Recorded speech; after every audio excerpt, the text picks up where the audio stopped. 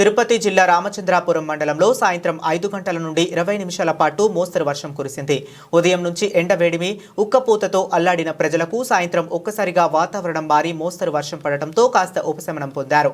ఈ మోస్తరు వర్షం వల్ల రోడ్లన్నీ జలమయం కావడంతో వాహనాల రాకపోకలు సాగించేందుకు కాస్త ఇబ్బంది పడ్డారు.